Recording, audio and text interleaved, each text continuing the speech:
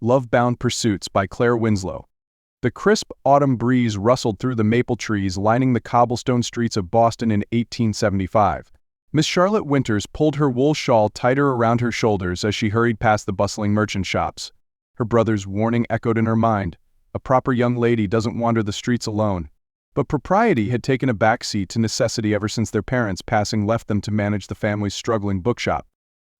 At 24 years old, Charlotte had resigned herself to spinsterhood, finding more comfort in the pages of her beloved books than in Boston's social circles. Her honey-blonde hair, typically arranged in a neat chignon, had begun to escape its pins in the wind, much like her carefully ordered life was about to unravel. The bell above the bookshop door chimed as she entered, bringing with it an unexpected visitor. A tall gentleman stood at the counter, his broad shoulders wrapped in a fine wool coat that spoke of wealth. When he turned, Charlotte found herself staring into the most striking gray eyes she'd ever encountered. "Miss Winters, I presume." His voice carried the refined accent of Boston's elite, but there was something else there, a hint of rugged determination that seemed at odds with his polished appearance. "Yes, sir. How may I assist you?" Charlotte straightened her spine, painfully aware of her wind-blown appearance.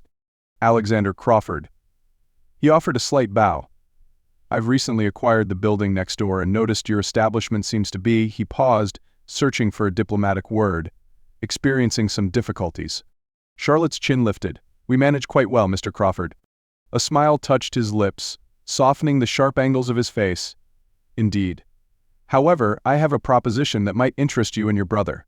Before she could respond, James burst through the back door, his apprentice apron covered in dust from the new shipment of books.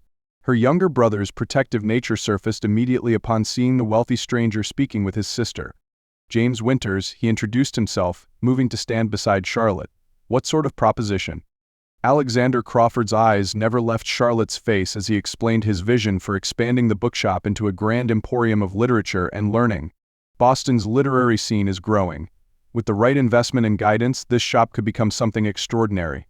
Charlotte's heart raced at the possibility, but years of struggling had taught her caution. "And what would you expect in return for this generous offer, Mr. Crawford?" "Partnership." His answer was simple, yet the way he said it sent a shiver down her spine that had nothing to do with the autumn chill. Over the following weeks, Crawford became a regular fixture at the bookshop. Despite her initial reservations, Charlotte found herself drawn to his unexpected complexity. He spoke passionately about literature, revealing a deep appreciation for the written word that matched her own.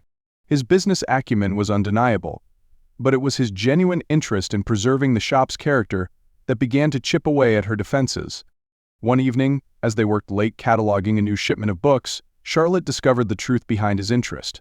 "My mother owned a small bookshop in Chicago," he admitted, carefully placing a leather-bound volume on the shelf. "It was her sanctuary. When she fell ill, she had to sell it.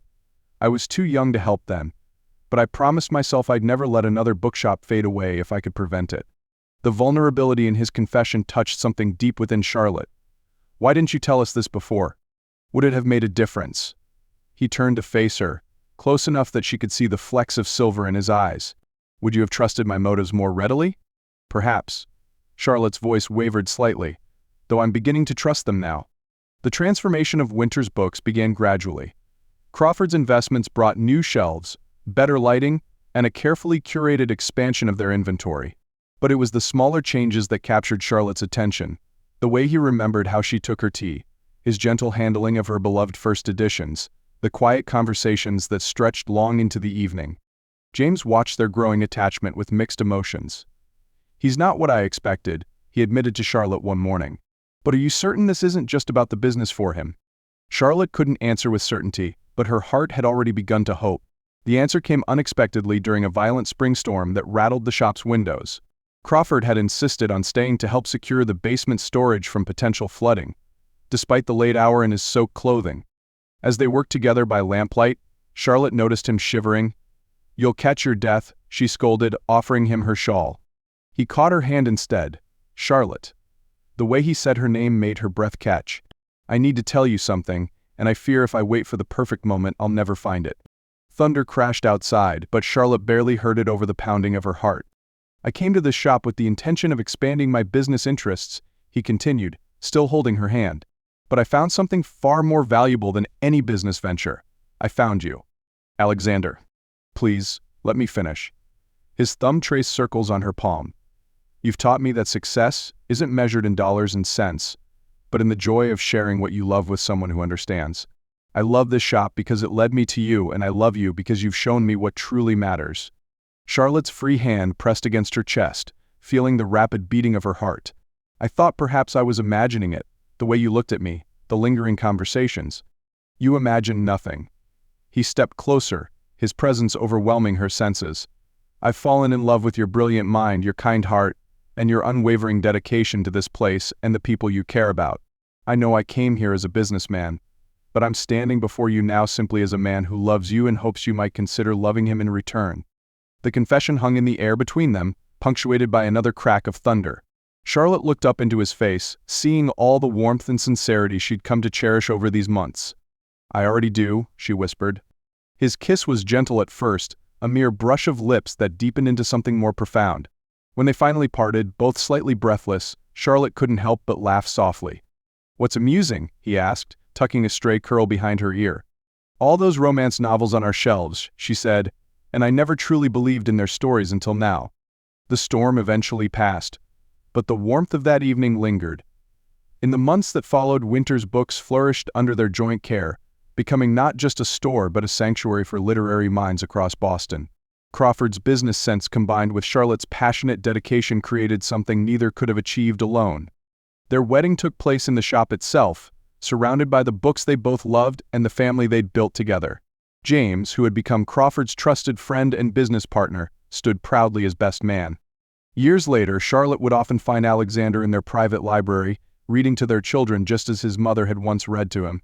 In those moments, surrounded by books and love, she knew that some stories didn't need to be written in pages, they simply needed to be lived. The great romance novels that lined their shelves spoke of passion, destiny, and love conquering all odds. But Charlotte had discovered that true romance wasn't always about grand gestures or dramatic declarations. Sometimes it was found in the quiet moments between pages, in shared dreams and mutual understanding, in building something beautiful together. When new customers entered their thriving bookshop, they often remarked on the peculiar warmth of the place. Regular patrons knew it wasn't just the crackling fireplace or the comfortable reading nooks that created this atmosphere. It was the tangible love story that had transformed a struggling bookshop into a haven of literature and learning, a story that continued to be written with each passing day.